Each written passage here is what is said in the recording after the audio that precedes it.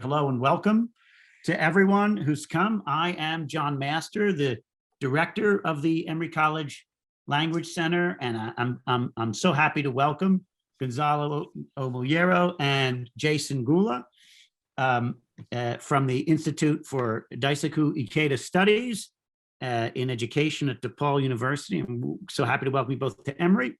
I'm going to let Professor Mizuki Mizoda, who oh, there you are, Mizuki, from the Department of Russian and East Asian Language and Cultures, to introduce them properly. But before I hand it over to her, I want to say thank you, first of all, to Sarah Short, the Emory College Language Center Program Coordinator, for helping for really making this happen today, but also the entire executive committee of the Emory College Language Center. And I also want to say that this event today is another expression of our reinvigorated commitment to the topics of inclusivity and anti-racism in the foreign language classroom at Emory. And I will add, just before giving it back to Mizuki, that we are very happy to explore more deeply the question of how direct engagement with a language other than English is absolutely central to Emory's mission of educating global citizens. So that is in our mission statement. Anyhow, Dr. Mizoda, would you take it away? Thank you, John. Hello, everyone. It's my pleasure to introduce to you our two amazing speakers who are leading scholars of Daisaku Ikeda studies. Our audience today may not be familiar with Ikeda, as he is not a language learning scholar. Ikeda is a Japanese philosopher, Buddhist leader, and peace builder who sees language learning as a direct connection to the path of peace. Our first speaker is Dr. Jason Gooler. He is a pioneering scholar who established the field of Ikeda studies in education by translating Ikeda's writings into English and publishing numerous books and research articles grounded in Ikeda's educational philosophy. Dr. Gooler received his master's degree from Kansei Gakuin University in Japan and his PhD in foreign and second language education from State University of New York, Buffalo. Like many of us here, he used to teach language courses, including ESL, Japanese, and Russian.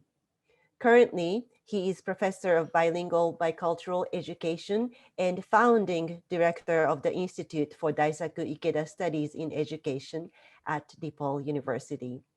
In addition, he directs DePaul's degree programs in bilingual-bicultural education, world language education, and value-creating education for global citizenship. Our second speaker is Dr. Gonzalo Obiado.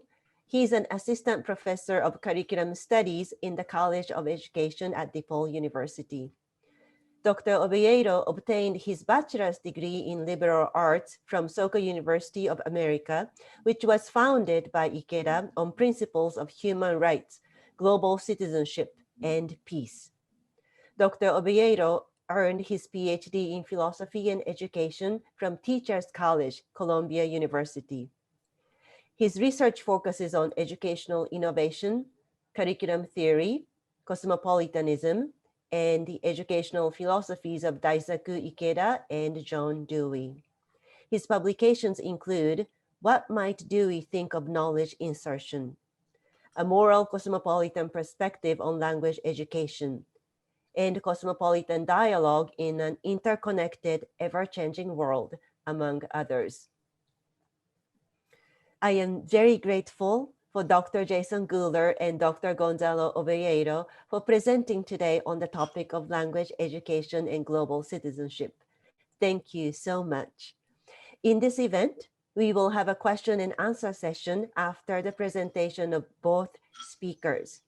So if you have questions after the first presentation, please hold on to them or send them through the chat. Now, I will turn the floor over to Dr. Gooler and Dr. Obiado. Please join me in welcoming them. Thank you. So I think I'm going to go first. I hope it's okay if I use first names. I want to thank Jonathan and Misuki and Sarah for inviting us and making this happen. I'm going to share my screen, if that's okay. And when I share, I often cannot see the chat or that kind of thing. So if you need to interrupt me, please just jump in and interrupt me. I'm going to set my timer for about 20 minutes here and hope I get through everything. It's a great pleasure to be here at the Emory College Language Center. And so here we go. I'll get started. My recent work calls on language educators and researchers to conceive of language and culture education in necessarily new ways at the dawn of the Anthropocene, or the age of man. Popularized in 2000 by Nobel Prize-winning chemist Paul Crutzen, the Anthropocene, from the Greek word anthropos, meaning human being, and kainos, meaning recent or new, is the proposed name for a new geological epoch signifying the period when human activities began to significantly impact Earth's geology and ecosystems. Characterized by increasingly extreme climate volatility, accelerated species and biodiversity loss, resource conflicts, health, food, and energy insecurity, environmental migration and ethno-racism, global monoculturalism, linguicide, and a profound transformation of land use, the Anthropocene collapses given distinctions between humans and nature and redefines human beings as transcending simply having a biological relationship with the environment, which they've always had, to being a geological force shaping Earth's future and the crisis of sustainability that affects all life on the planet. But what does any of this have to do with language education, you may be asking? I think the mutually amplifying predicaments of the Anthropocene, what Bruno Latour calls the new climate regime, are intimately entangled with issues central to language education pedagogy and curriculum theorizing, including geocultural dynamics of language, race, class, gender, ethnicity, spirituality and religion, economy, politics, power, geography, militarization, security, technology, and undocumented transborder flows. I argue that these intersecting predicaments and entanglements must become the new nodal points for reconceptualizing culture and language education theorizing, practice, and research as we move into the Anthropocene. Specifically, it's such a radical turn in the histories of Earth and humanity. We must reckon with our own sociocultural, sociolinguistic, and socio-ecological perspectives, practices, and products. If you're familiar with ACTFL, you know that they use these terms: perspectives, practices, and products, the American Council of Teaching a Foreign Language, as well as those of the other. The Anthropocene thus compels the field of language education to examine how the world's developing predicaments and entanglements are implicated in language, culture, and identity, and to reconsider not just what and how we teach in language classrooms, but why. Put differently, what are the evident, transforming, and emerging literacies and semiotics of and for the radically changing biosphere? What is the impact on culture in language education and language classrooms as the Anthropocene collapses the boundaries between humans and nature, and thus between culture and nature? How must identity and citizenship be conceptualized at local and global levels at the dawn of the Anthropocene? And finally, how do we engage these literacies, identities, and culture pedagogically and curricularly to foster just and creative coexistence among ourselves and between ourselves and biospheric ecologies? These are the questions driving this talk today. And I believe Daisaku Ikeda's perspectives of global citizenship and Buddhist humanism offer possibilities for answering these questions. Ikeda, so I'm going to say a little bit about his views on global citizenship, and I think Gonzalo is going to pick up some of these. He's been, Ikeda's been engaged in the nature and substance of global citizenship for more than 6 decades, locating it in a variety of areas, but I'm going to focus specifically on the way he couches it in socioculturally and socio-ecologically interconnected ways. The scope and substance of this cosmopolitan ethic has expanded to its most articulate form as the conscious cultivation of one's inherent wisdom, courage, and compassion, combined with the development of understanding, identification, empathetic imagination. So with regard to the first three, in 1996 at Teachers College, Columbia University, he gave a talk there and he named these three characteristics as important for global citizenship: the wisdom to perceive the interconnectedness of all life and living, the courage not to fear or deny difference, but to respect and strive to understand people of different cultures and to grow from encounters with them, and the compassion to maintain an imaginative empathy that reaches beyond one's immediate surroundings and extends to those suffering in distant places. So for Ikeda, such wisdom, courage, and compassion indicate one's fullest capacity to be and become human in the richest sense of the term, through a continual process of inner transformation that he calls human revolution. At the dawn of the United Nations Sustainable Development Goals, Ikeda recast the above mentioned, or these three elements, explicitly within the context of transitioning from the Millennium Development Goals to the SDGs, calling for, quote, a compassion that never abandons others to suffer alone, the wisdom to perceive the equality and possibilities of life, and the courage to make our differences the impetus for the elevation of our humanity. And I think these are important qualities and dispositions when considering climate devastation and empathizing with the plight of everyone who is suffering from it, especially the climatically displaced. And what does that mean for language education? With regard to the other three dimensions, in 2014, he characterizes and revisits globalization this way. It involves a deepening understanding of the challenges facing humankind, and we should enable people to explore their causes and instill the shared hope and confidence that such problems, being of human origin, are amenable to human solutions, and identify the early signs of impending global problems in local phenomena, develop sensitivity to such signs, and empower people to take a concerted action into ameliorating them.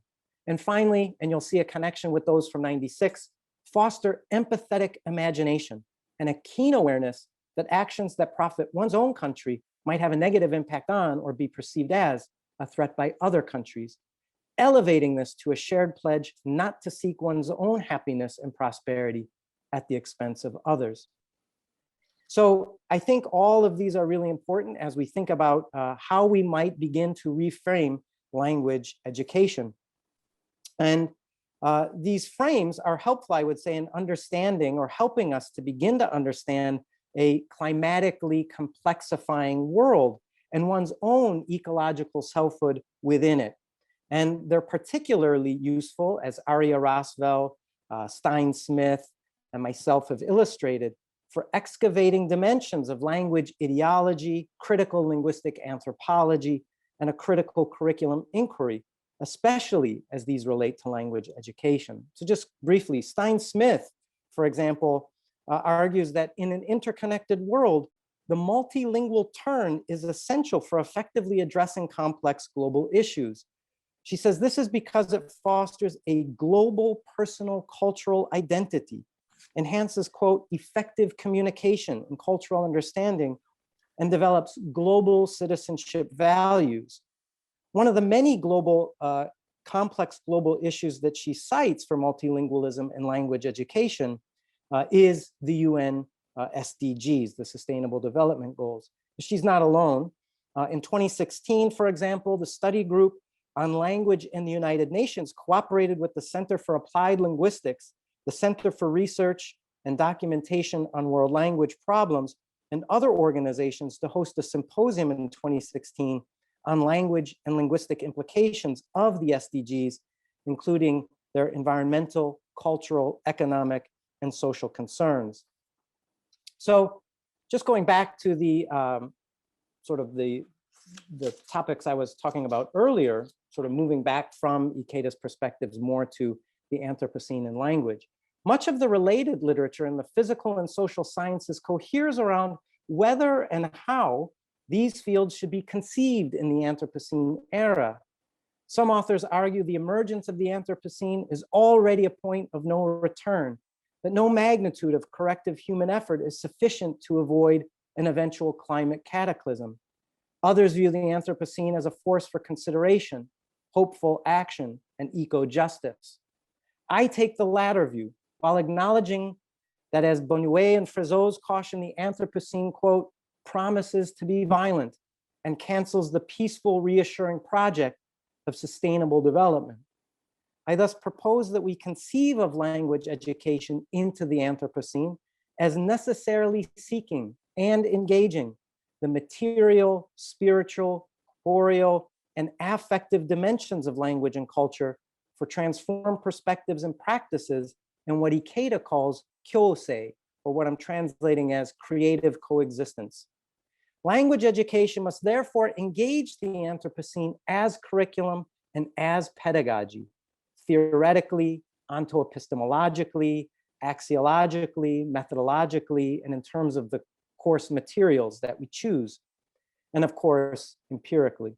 And I would say there are two reasons for this. The first is cultural. The Anthropocene collapses the binary between nature and culture, illuminating the social construction of nature.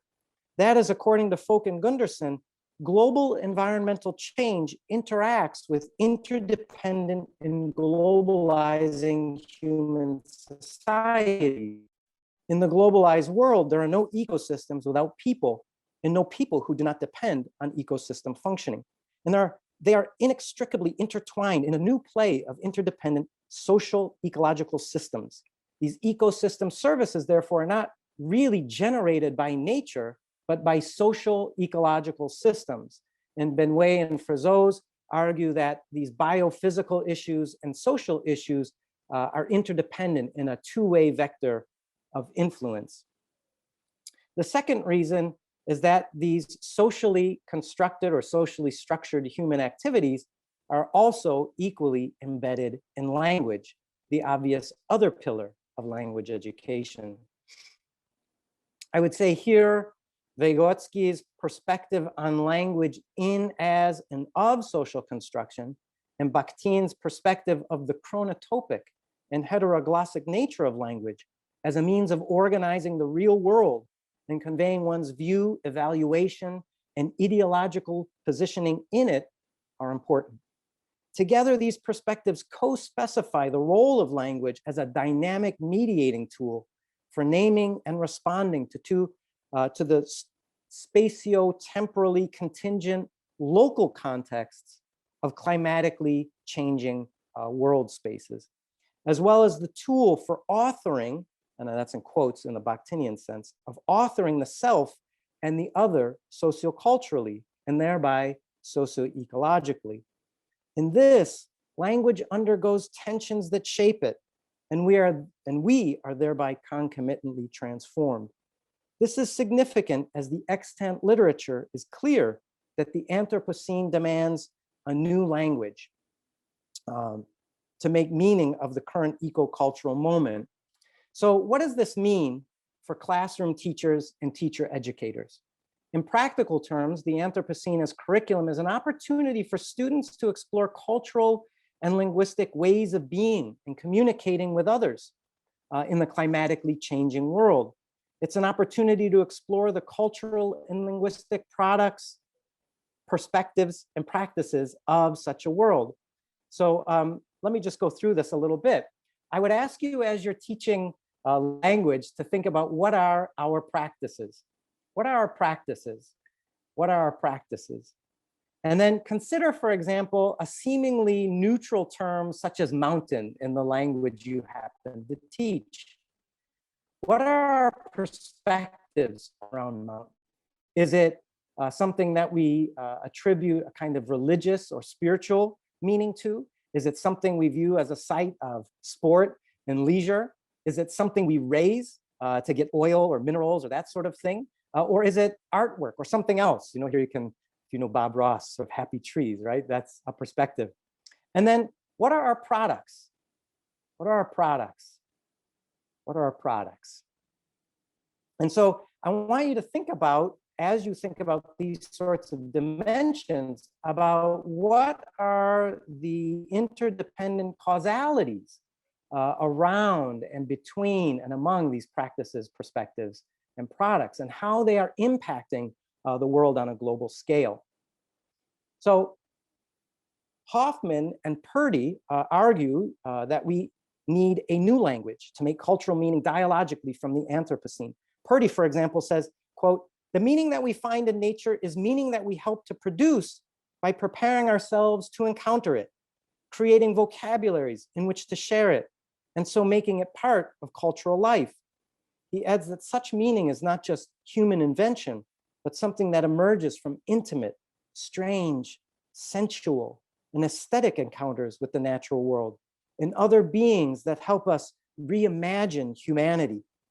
Thus, this socioculturally, sociolinguistically, and socioecologically constructed Anthropocene, in the Bakhtinian sense, demands a response. In the language classroom, I would say, is where we need to do it. And I think Ikeda's approach, at once uniquely Eastern and Buddhist and quintessentially universal, can help us to conceptualize this response. So let me just share briefly about sort of a Buddhist perspective. According to Iso Mae, Buddhism, Bukkyo, and education, Kyoiku, have historically coexisted in Japan as twin realms of a single underlying process of developing human beings, combined under the rubric kyo, or teaching. He argued that the Edo period distinction between what was religion, Buddhism, and what was moral conduct and national learning was not clear in the Japanese vocabulary. The contemporary Japanese term shukyo, for religion, was originally a coined word occurring in Chinese Buddhist dictionaries, meaning, quote, only the teachings of a school of Buddhism, unquote, until the Edo period, which was 1603 to 1868. It was transformed only in the late 19th century into a translation for the Western term religion, thereby completely changing the signification and epistemological scope of the word. Iso Mae concludes, however, that the lingering bivalent meaning of kyo remains today as it appears in the character compounds for shukyo, religion, bukkyo, Buddhism, and kyoiku, education. The reason I share this is that all of that to say, in the Japanese sort of historical kinds of ways of thinking, these have always been twin realms of developing the human being. They were not viewed as kind of separate. So I think that would lead us to how can we tap Ikeda's perspective or leverage that perspective to conceptualize language education in the Anthropocene. I think first it should be noted that the Anthropocene has spurred a search for eco-justice alternatives to Western perspectives. Many of the people that have been challenging this are operating from a post-humanist perspective, which critiques Western notions through other kinds of Western notions. So I think this is a good opportunity to look at non-Western perspectives, especially as we think about global citizenship, and Gonzalo may be able to convey more of that, especially when we think about global citizenship in its kind of elitist ways that it is often talked about in the literature. Benoit and Frazose argue that many more narratives, many more imaginaries, many more cosmologies and ways of knowing are necessary to fully grapple with the scope of the Anthropocene. And I would argue that that is definitely the case for us as we think about it in terms of language education. So here is where I think Ikeda's perspective fits. Not only does a post-humanist perspective rely on these Western perspectives, but it fails to consider the Eastern perspective of someone like Ikeda, or certainly what Buddhist philosophy has been arguing for thousands of years that only post-humanism is only recently beginning to touch on. So from the Buddhist humanist perspective, the Eastern perspective, nature and humanity are always already two, but not two. Your life does not end at your own skin. The field in the West is only beginning to understand this, but Ikeda and the perspectives that inform them, he has been talking about it for a long time, and Buddhism obviously for a long time. So maybe I can sort of go through these quickly.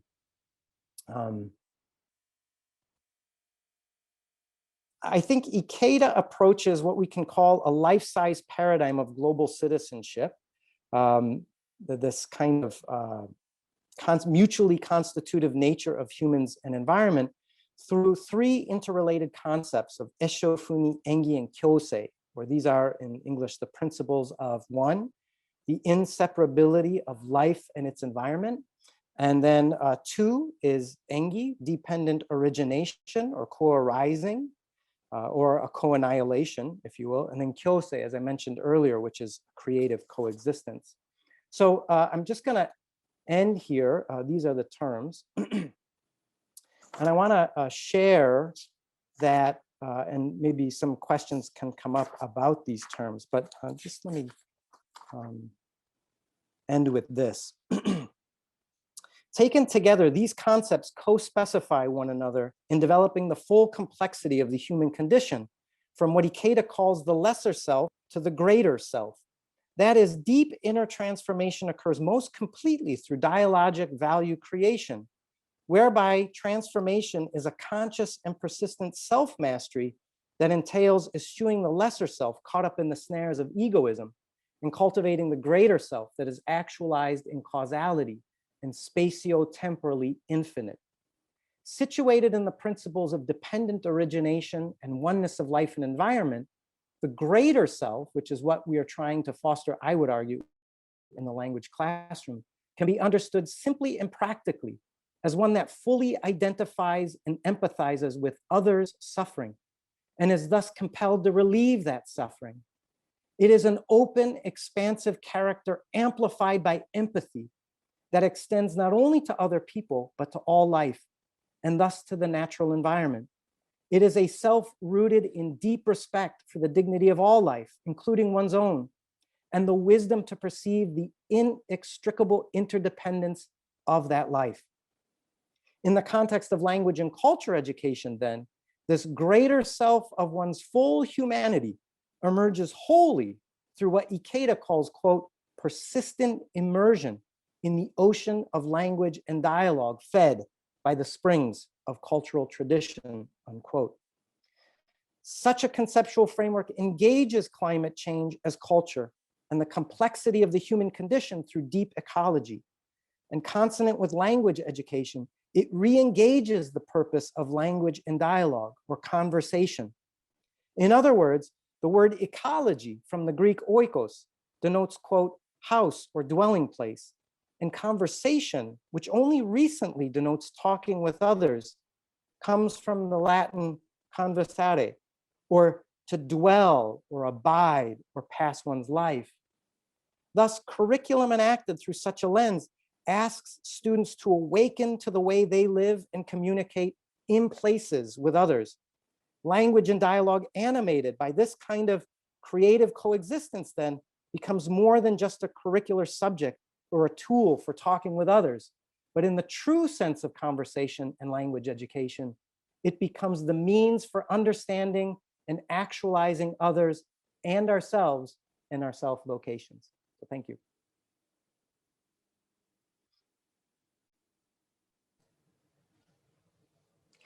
Thank you so much, Dr. Gooler. That was fantastic. Now I ask Dr. Gonzalo Obiado to present.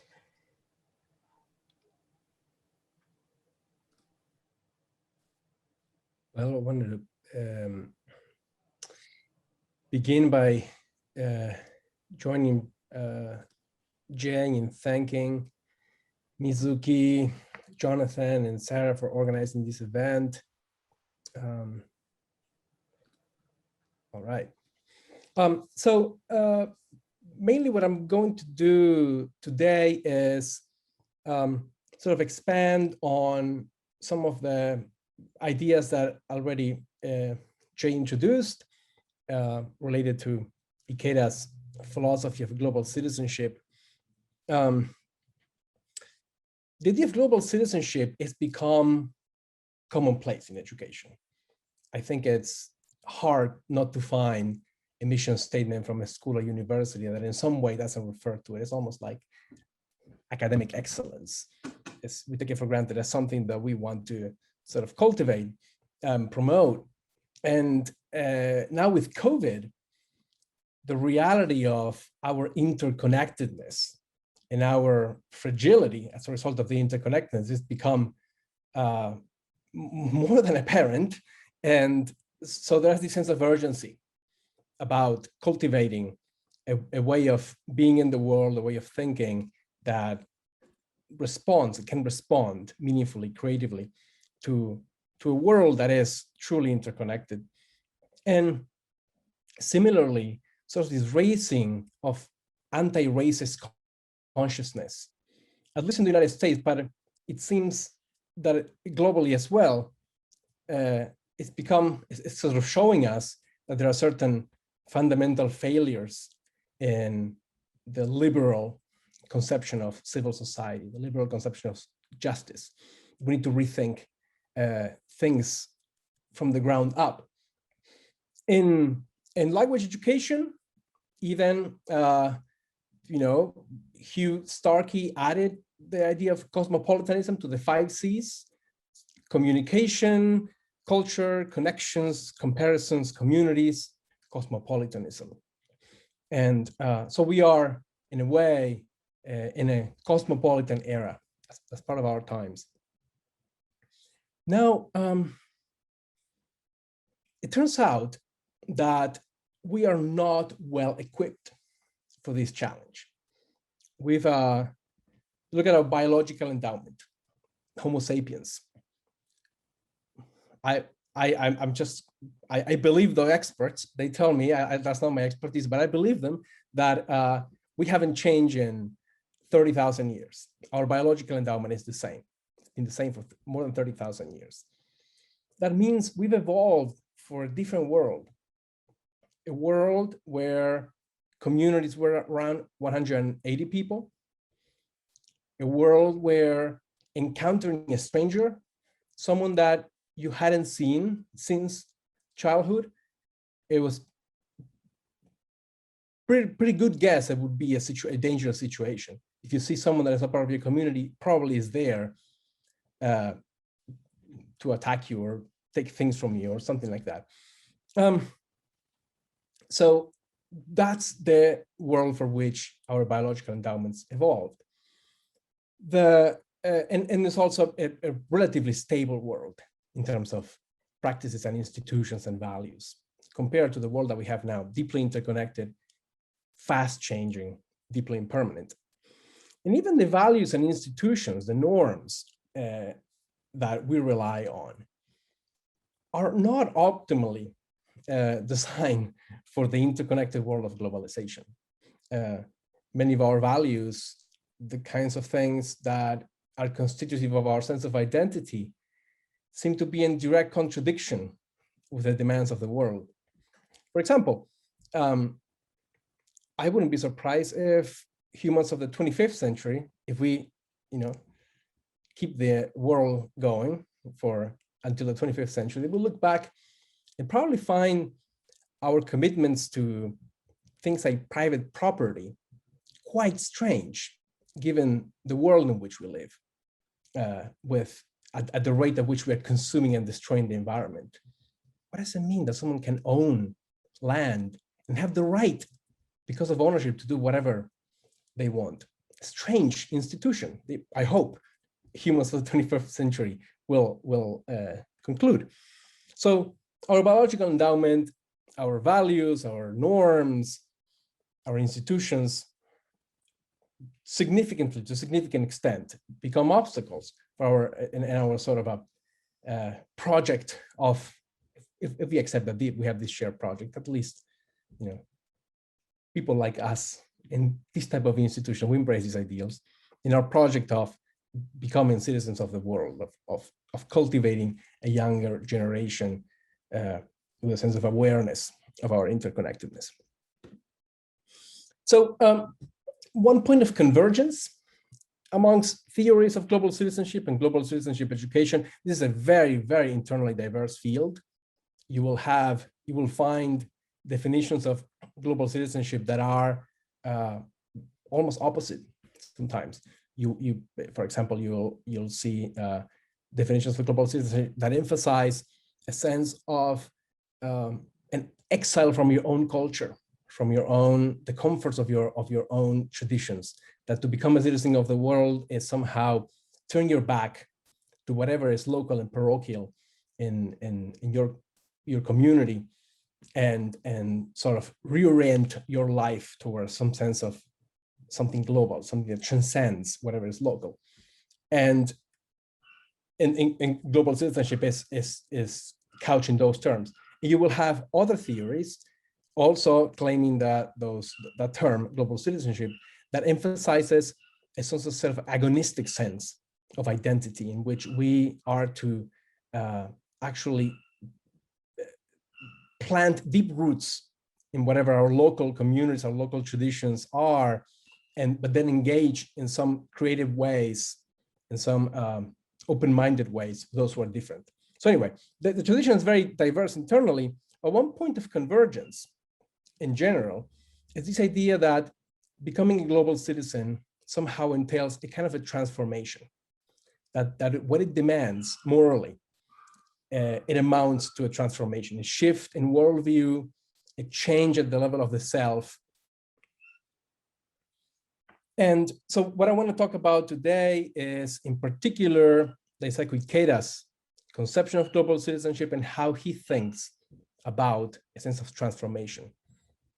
Jay already hinted at when introducing the distinction between the lesser self and the greater self.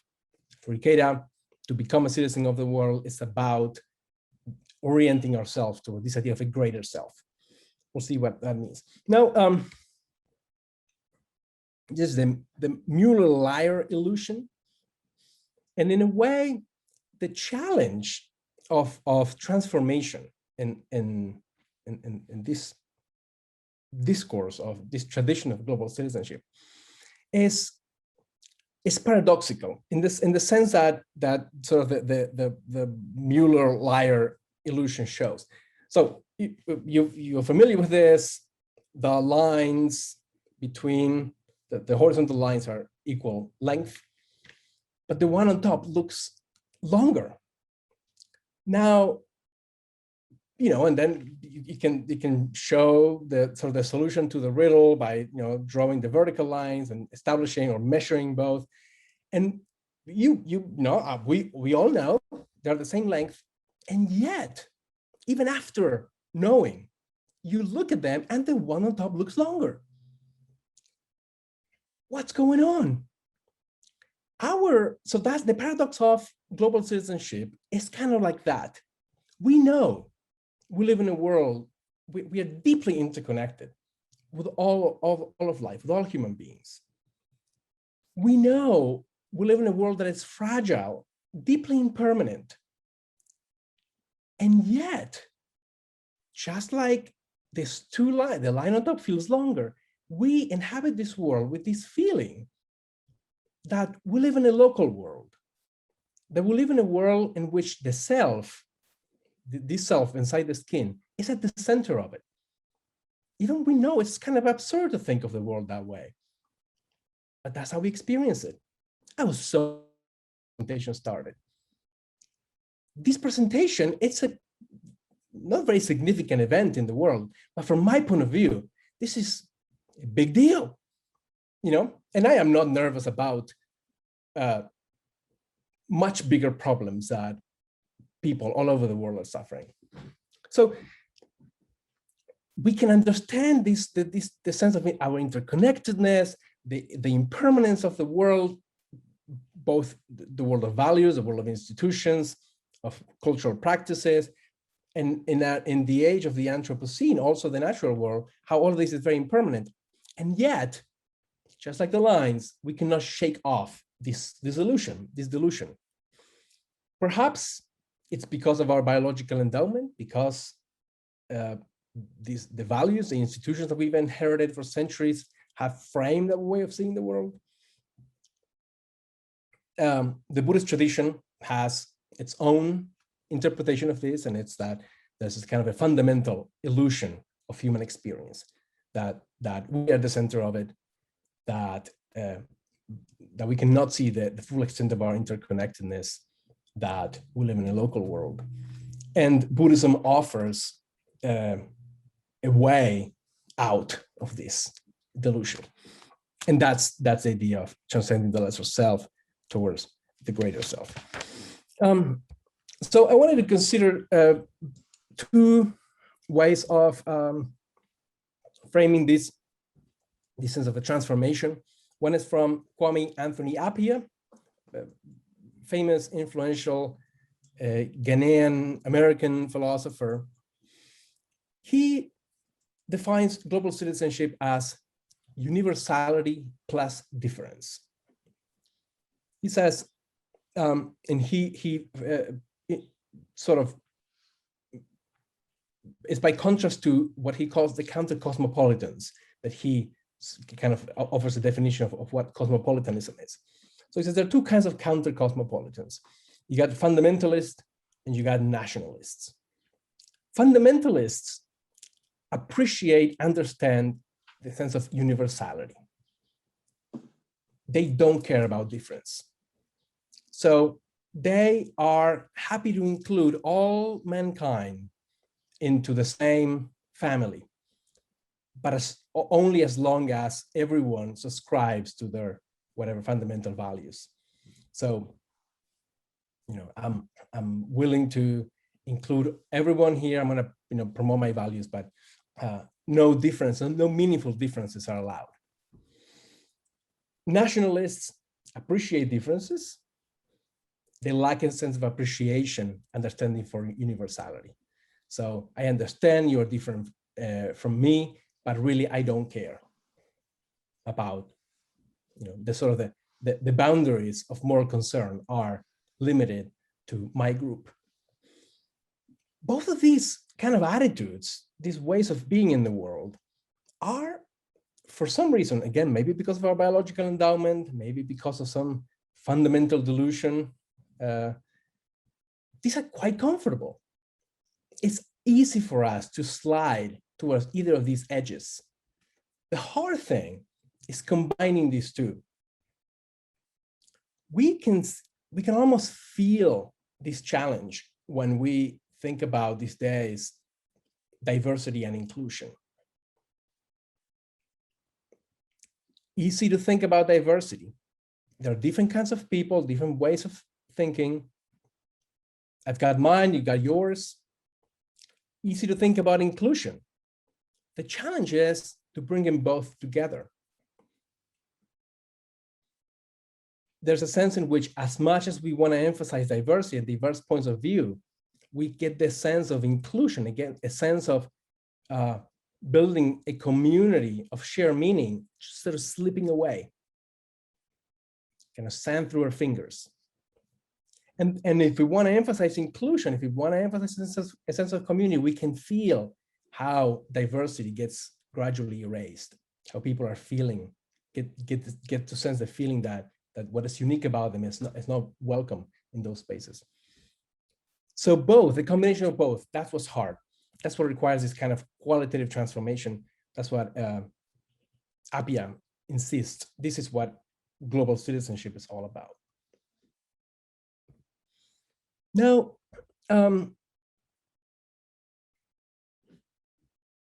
I want to introduce sort of Ikeda's way of thinking about global citizenship and how that sort of gets cashed out in concrete terms in education. And so here's as a passage from one of Ikeda's writings. He writes, "To me, the essence of education is this process whereby one person's character inspires another." So Ikeda, as a good Buddhist, has this view that in complex processes of normative change, social change, there's a special place for a sort of inner transformation, a spiritual transformation. That there is something, and like Jay mentioned, this is not something that happens in isolation, but happens relationally. This is sort of a kind of some background on how Ikeda thinks about education. So there's a special place for the relationship that of the dialogical relationships that take place in educational environments. So for Ikeda, this sense of transformation, he thinks about it in terms of these connections, sort of the encounter between sort of two personalities. Now, he frames global citizenship in terms of these three principles: wisdom, courage, and compassion. Jay included in one of his slides, but I'm going to read it again. He writes, this is from his 1996 address at Teachers College, Columbia University. He writes, the three essential elements of global citizenship is the wisdom to perceive the interconnectedness of all life and living, the courage not to fear or deny difference, but to respect and strive to understand people of different cultures and to grow from encounters with them, and the compassion to maintain an imaginative empathy that reaches beyond one's immediate surroundings and extends to those suffering in distant places. I'm going to stop sharing.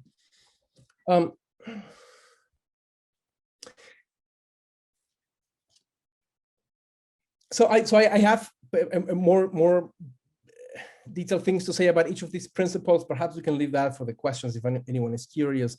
But one point that I wanted to emphasize that is unique about how Ikeda thinks about this process of transformation in global citizenship education is that because his conception of the world is a conception of deep interconnectedness and deep impermanence, there's a sense in which moral character or moral development, it's about developing the capacity to inhabit this space of tension between opposites.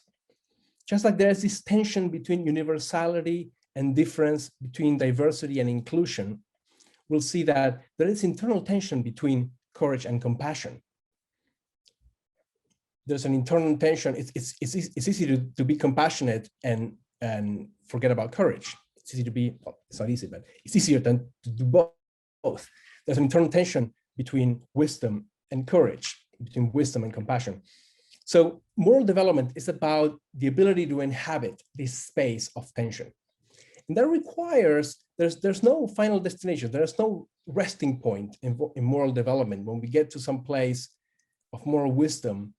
And from there, we can impart our wisdom to the younger generations.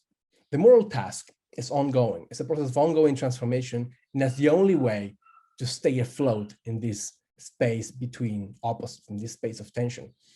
So what we end up getting from Ikeda is a kind of a conception of education for global citizenship as a kind of transformative education, but with this particular emphasis on the ongoing transformation of the educator, of the adult, of the teacher. Transformative education, there are many theories, and Ikeda is not the only one to emphasize this, but it tends to have this accent on the students being the ones going through a process of transformation. They're the ones learning it at the end of the day. But Ikeda has this emphasis on the teachers too, going through this ongoing transformation in this deep sense. So that's one of the senses in which this sense of learning together, of mutual growth, comes into play that Jay also mentioned. I'm going to pause there. Again, I have much to say about each of the different virtues of global citizenship, and I'm happy to discuss it during the questions. Thank you so much. Thank you. Thank you so much for the important and enlightening presentations, Jason and Gonzalo. Now we are going to open the floor for your comments or questions. You can, well, I think this group is small enough that you can just raise your hand and ask your questions.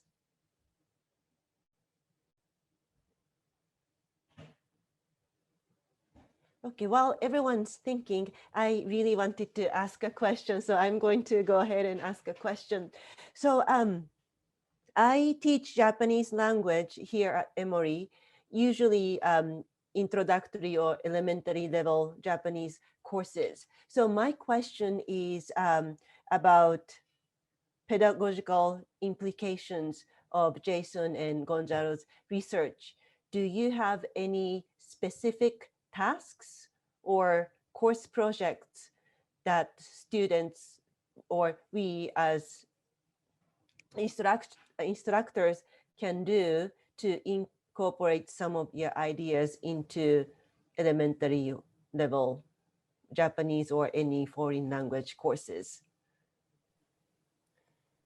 Yes, I mean, maybe I should apologize. I don't know if I should apologize or what. It's a very kind of theoretical, philosophical sort of approach to what might push a language, a new approach to language education or thinking about language education. But I've also published a number of pieces that look at very practical, on the ground kinds of things that students and teachers are doing. Everything from digital video projects where they're creating projects around engagements with particular dimensions of climate change. Chicago Public Schools, this is not foreign language, but in their ESL and bilingual program, Chicago Public Schools, nation's third largest public school district, brought us in to create a whole curriculum around dimensions of journey. And one of them that we brought in was climate migrants. And so it engaged language learners from the very beginning all the way up to advanced and then bridging into, sort of traditional classes at the K-12 level. With dimensions of climate migration as a dimension of journey. And what are the push and pull factors? What are the implications for the foods that they eat? What are the implications for weather and climate? And so really thinking about sort of the typical curriculum that you engage with. So if you go back to the slides, right? We often teach food, but do we teach this deeper kind of understanding of what impacts food? Where does the food come from? Why are you choosing to eat these foods? All of those sorts of things are things that we could take up. In another lesson that I did a study in New York, and this teacher was engaging his students in critical literacy, critical print literacy. And so what he did was he took a number of magazine advertisements around using the theme of climate change. And so some were very real and some just used it as a kind of marketing tool. So there was like a guy in really cool clothes, like it was all buttoned down to his belly button, and he's just looking very cool, and it's a global warming ready, and so he was asking the students, is this real, or are they just sort of using it? And so he was using that sort of climate approach as the lens to develop a kind of critical media literacy in the target language, and asking them to write about it in the target language, speak about it in the target language. And that ultimately led to what Miller and Borowitz, these are scholars in New York, call uncommercials. This is where I got the idea of digital video projects. So the uncommercial is selling an idea or a concept, almost like a PSA or a public service announcement. And so students develop a kind of idea around a global issue, in this case, global citizenship approach to climate change, and then create a commercial targeting specific audiences. So they level the audiences to elementary kiddos, sort of middle school students, and then kind of adolescents to adults, so that they're trying to match the image with the language and what's appropriate.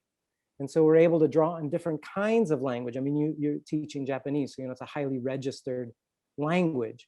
And so the students were incorporating all of that sort of thing in the lessons that they were doing. Those are just some quick sort of examples. Thank you so much. I have just one follow-up question. So you said these students use the target language. So everything is conducted in the target language in the example you just shared with us? Yes.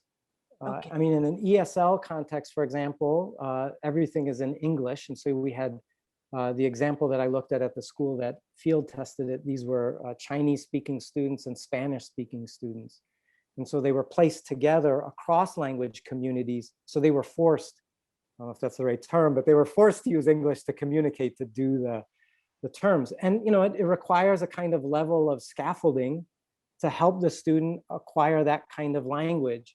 But they can, in the same way that they develop language skills in any kind of terminology or new vocabulary that we might give them.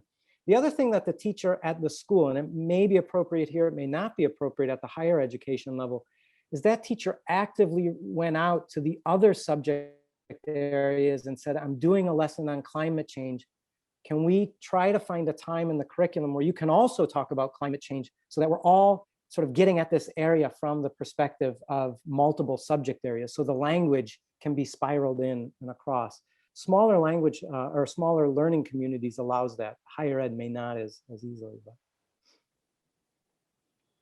And did you notice that students felt the interconnectedness between nature and humanity through these projects?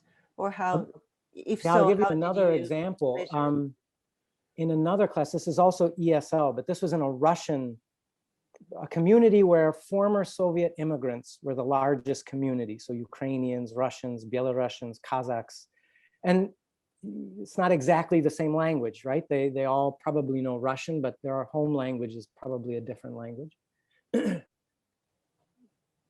the immigrants were religious refugees. And so they are here because they're Baptist and Pentecostal. Families imprisoned for it or died for it in many cases. And so they, said, we don't read, we read the book. There's one book that we read, it's the Bible, and that sort of dictates how we view the world. And in many discourses around climate change, that doesn't quite jive with biblical teaching, at least the way they were understanding it. But the moment this teacher incorporated their spiritual religious perspective, what does your religion think about climate? These students said it was the first time we were asked to bring our religion into the classroom, to share our views that are so important. I mean, that brought them to this country. From there, those students began to really dig into, well, how do Muslims view it? How do Christians view it? How do Buddhists view it? And then the teacher very wisely brought, what are the points of convergence? What do we all share in how we're addressing this issue? What our church is doing, this kind of thing. And then the students really came around to not only viewing issues of climate change as sort of significant, which is maybe one thing, but to your question, really beginning to identify with other faith communities through the lens of their public school education. This was in a high school context in New York. Wonderful, thank you. I am so inspired. I'm going to make some sort of new projects for my Japanese classes. Thank you. And Gonzalo, you said you teach teachers, so I don't know if you teach language courses, but do you have any pedagogical implications for us language teachers? I mean, I don't know if it's specific for language teachers, but one direct pedagogical implication that comes from what I share in my talk is that in my classes, and I make this very explicitly, whatever we are reading, there's a shared experience. We read things together, we're trying to learn something. But whatever we are reading, I make a personal commitment to myself and to the students at the beginning of each quarter to engage in some process of real learning. The kind of learning I might happen during class, if I didn't do this, is qualitatively different from what students experience. I assign the texts, I know this stuff. I may learn some things about how to teach it better or whatever, but I make a commitment to engage in some kind of learning that is transformative. And sometimes the connections to the contents of the class are quite indirect. Sometimes are more directly relevant. It doesn't matter. I make it explicit. And so in a way, I kind of use a sort of sense of vulnerability as a kind of pedagogical tool. And so basically what I was describing about sort of the instructor going through a process of transformation. I make it quite explicit and clear, and sort of we develop a sort of kind of an approach, try to model it, we discuss it, in which that is an element. Wonderful, thank you. And I see a question from Karen. Oh, did she leave? Looks like maybe she had to run to another Did she meeting. have to run? Okay. Could we go No, ahead and no, just this looks like- cover the question and then we can catch it Oh, on? yeah. Okay, so Karen's question, she says, I didn't know anything about Ikeda's work and I'm fascinated. Would you please speak about connections with intercultural communications as a related pedagogy and curriculum? Have we covered that? Yeah, I think we covered that. The other thing I was going to say is, please share our email addresses with maybe Karen. I'm happy to talk with her offline, more in depth about that if she appreciate likes. that. Yeah, Thank it'd be you. my pleasure. And Thank then there's another question from. Yes, please go ahead. Yeah, thank you both for wonderful talks, and the kind of synergy that's going on is really interesting. And I'm particularly attracted to the whole question of this moral development and the tensions that Gonzalo, you talked about.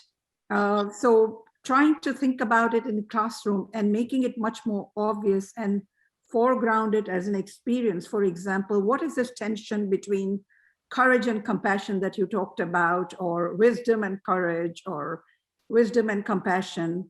The notion that a lot of times for introductory classes, we have students that are fulfilling a requirement, right? So they have a general requirement for education. They come to this class. Some of them are genuinely interested in the target language, but not always, right? So one of the ways I thought that one would be able to heighten this kind of an experience is the courage to come and learn something that is different, right? And how that develops into a cultural education in terms of empathy, compassion for the self, because it's a lot of times these are difficult languages, and to bring that into class, which would develop some sort of a compassion for oneself, then extend it beyond.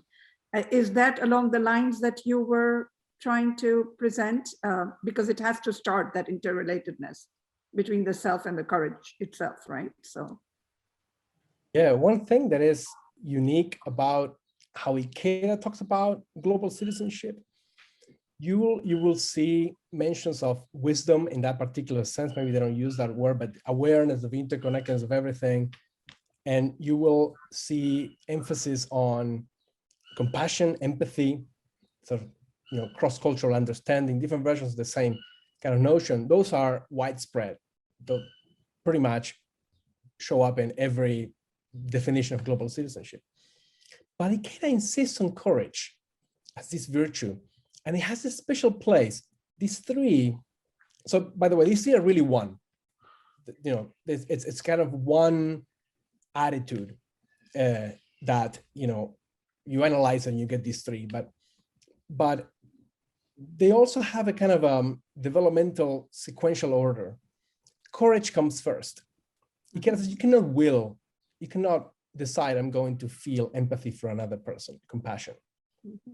You cannot decide to be wise, but you can always choose to take courageous action. And once you do that, that opens up sort of a moral space for compassion. And then he says, from compassionate action, we cultivate wisdom. So this is kind of the developmental sequence. So absolutely, the first step is always having the courage to confront attention, learn across differences.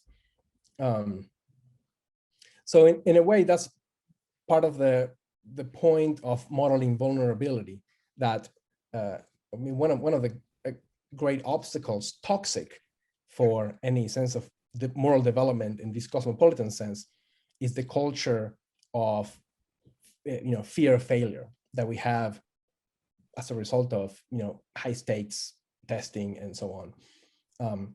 So a first step would be to sort of undermine that, create conditions where people are comfortable to step outside of their comfort zone, and have the courage to learn from someone who's different. I would add one thing to what Gonzalo just shared. I'm going to read, excuse me, I have this written in a piece I just worked on, so I think maybe this also addresses. Ikeda in 2008 speaks to these, to wisdom and compassion. And he says, possessing both wisdom and compassion is, quote, the heart of human revolution, or this inner transformation at the deep interiority of our life itself. And he clarifies that if we possess wisdom only, but lack compassion, the result is, quote, a cold, perverse wisdom. Whereas if we possess compassion alone, but lack wisdom, we cannot give happiness to others.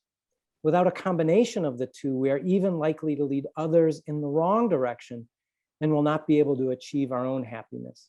So I thought that was sort of important as you think about them. And then as Gonzalo said, Ikeda many places has said, if you lack compassion, you can substitute courage. And then in another place, when speaking specifically to Buddhists, he says, if you lack courage, you can substitute faith. So through prayer, you can develop this kind of feeling toward another human being for engagement. So. Thank you so much. Great question and wonderful responses. Devin, please go ahead. Hi there.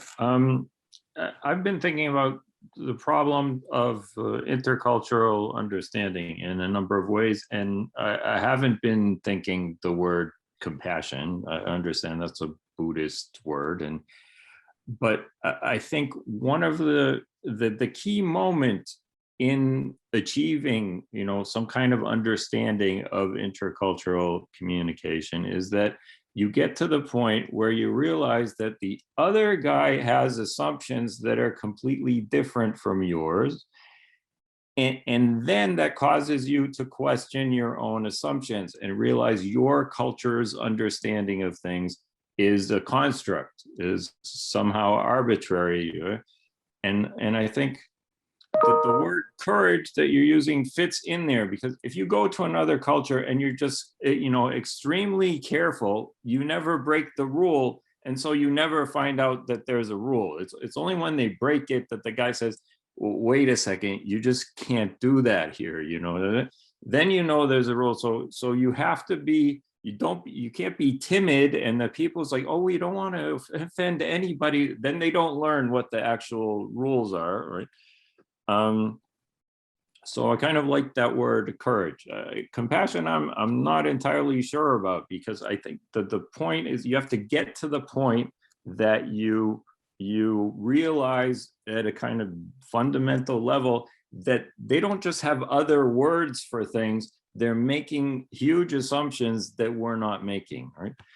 So I guess my question is to you, how does that work out in specific ways? You didn't give us very many specific examples of these misunderstandings or problems that you have to get over with.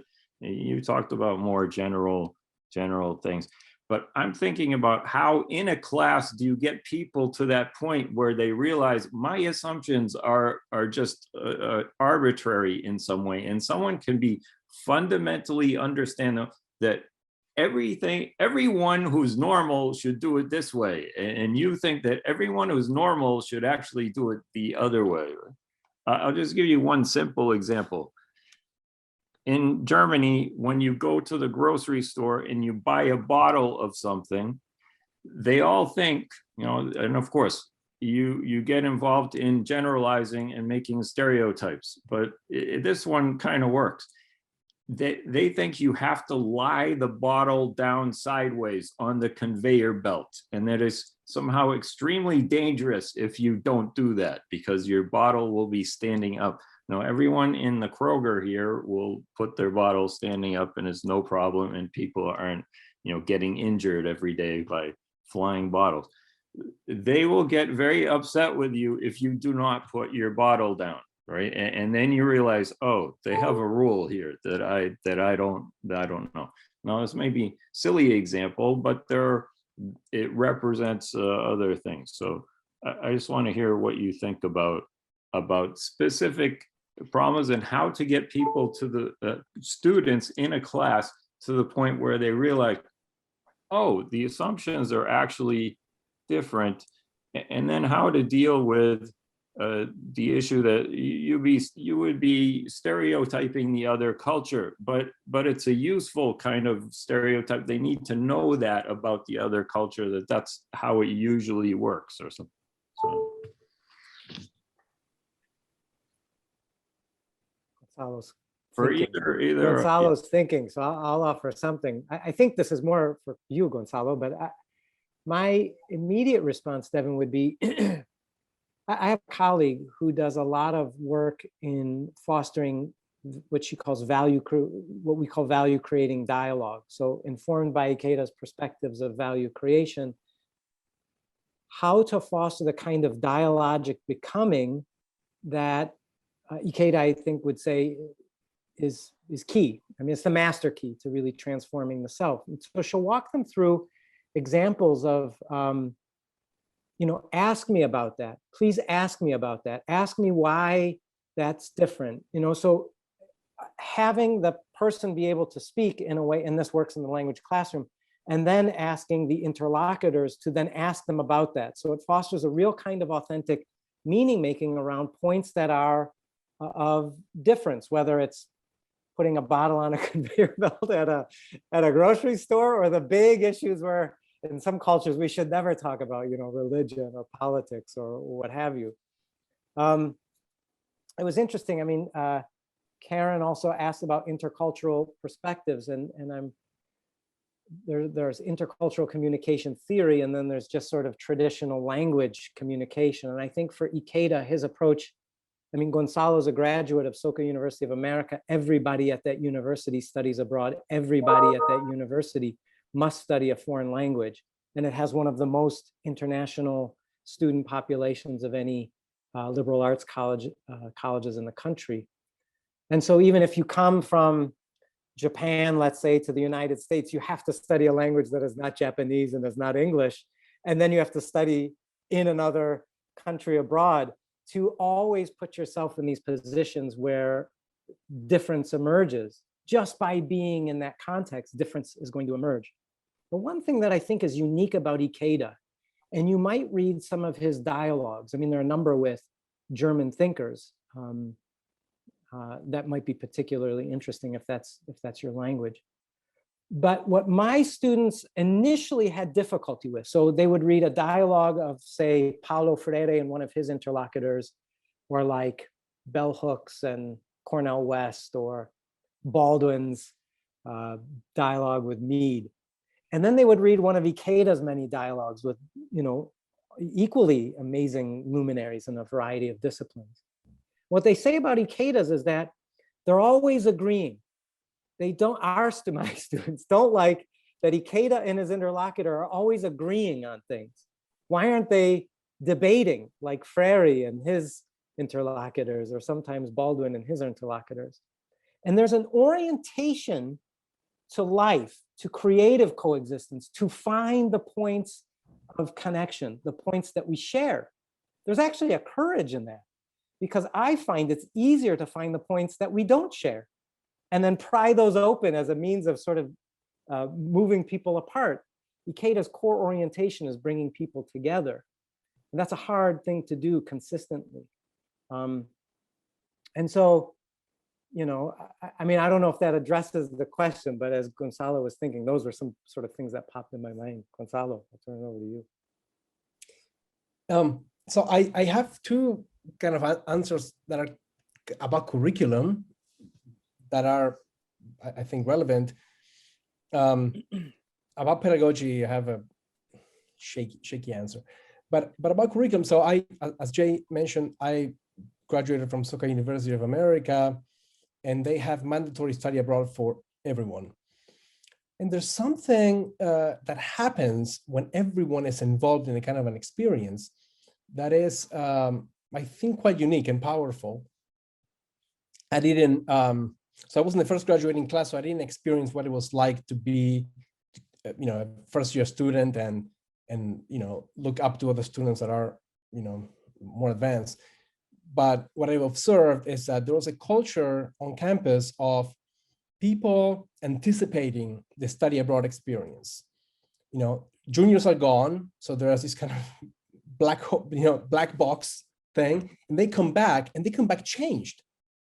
For their senior year, they've changed because they spend a semester in a different culture, and they come back changed, and then they share. There's a sense of solidarity, sort of the community of having gone through a kind of an experience. All of that sort of reinforces the sense that the pains through which you have to go to engage in intercultural communication, it's something that we do here, and we look forward to this, and it's exciting, and so on.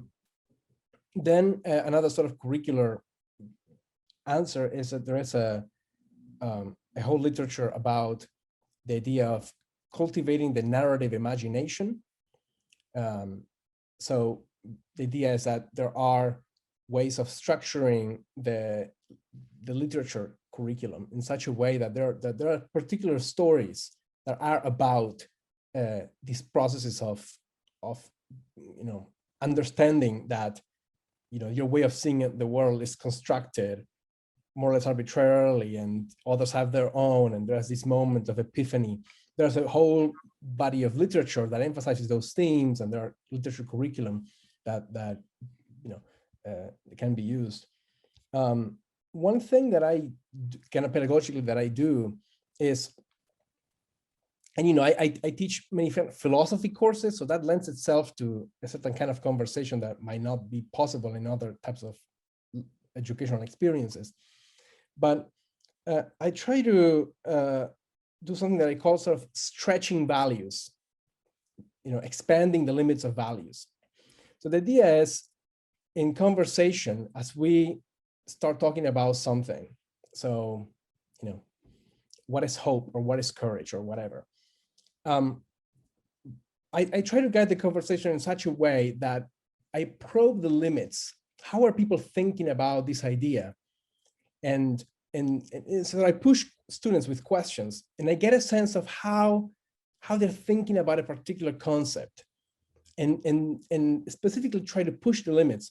So a story I tell in my class is, when I went to Japan, I'm from Argentina, and in Argentina, I grew up in, useful stereotypes, even about my own culture. I had this sense of what friendship is for a young, cisgender, heterosexual man. And that involved with peers, with people of my same sort of age. And that involved, for example, I was able to say to my friends, hey, man, I love you. I love you, man. That kind of thing, a kind of expressing affection. We have fun together.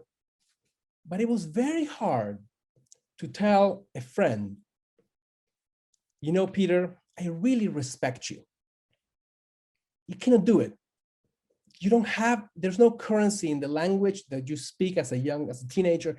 It's weird if you say something like that. So the way you do it is, you have to wait 20 years of a friendship. And then after 20 years, you tell, I love you, man. And that after 20 years means I respect you, And then I go to Japan, but I could express respect to a superior, as someone, an adult, a senior. In Argentinian culture, that's fine. I have ways to do that. And I go to Japan, and I see people expressing respect with peers like nothing. It's part of the language. You can do it. And the epiphany for me was that the sense of respect didn't belong under the category of friendship. Friendship is about affection and fun and that kind of stuff. Respect is about a different kind of relationship. And then I realized I can expand my sense of friendship. Now I can include respect. And I learned this from my Japanese friends. Mm-hmm. So that's the kind of sense in which, because that's what happens when you engage successfully in intercultural communication, is that your concepts expand. Mm-hmm. Interesting. You would, yeah. but you wouldn't tell your Japanese friends you love them. Right. Yeah. That's probably not a normal. That is weird. Linguistically, that's not a. That's I mean, you right. don't even tell your spouse you love them. Right. But if they have experiences in other cultures, like my Japanese friends here, I can. Then you can. You know. So that was a very interesting story. That's getting at what I'm talking about. And what you're saying is you sort of expand your personal repertoire by learning the other culture, right? And that's the enriching experience for the individual. And this is what our administration needs to learn. This is No, I should say there's a distinctively cosmopolitan gesture here, because you could take a kind of cultural relativist approach and say there is the Japanese conception of friendship, there's the Argentinian conception of friendship, and these are somehow incommensurable. They live in different worlds of meaning, and that's fine. That's one way of thinking about it. The cosmopolitan, the global citizenship gesture is to say we can find, overlap. We can find places where, sort of the horizons merge. right. Different attitude. I think the problem though is that when people use this word, they're often thinking of the McDonald's version, and they just think, well, you go to Japan, you go and meet the Minister of Health and you talk to him in English, and then you come back and then you're a global citizen, and you didn't learn anything about the culture and you didn't expand your repertoire. Whatever. They're just assuming, well, they have the same thing as we do. It's just they do it in their language, and you went and met some guy in Japan. So that is the enemy, I think, what we're fighting against. And our university wants to reduce the language requirement essentially, and they're at the same time saying, oh, we want to be global and interdisciplinary and whatever, but you can't. To get to the point where you go through the kind of experience you just described, you can't do it after taking one semester of language, right? It takes you have to be at a certain level to get to where you're reading sort of what's behind the words, and not just learning the basics. So, but thank you. That McDonald's idea of global citizenship is just wrong. We gotta get rid of it on so many levels. Yeah. Well, I think we can keep talking on this interesting topic, but it's time to end our meeting. So I would like to thank everyone for this wonderful, energizing, and informative event. This was fabulous. Special thanks to Gonzalo and Jason for preparing this presentation for us. So thank you so much, everyone. And I hope to see you all at the next event. Thank you so much, everybody. It's been a pleasure to be with you. Thank you, fellas. That was great. Take care and stay safe and healthy.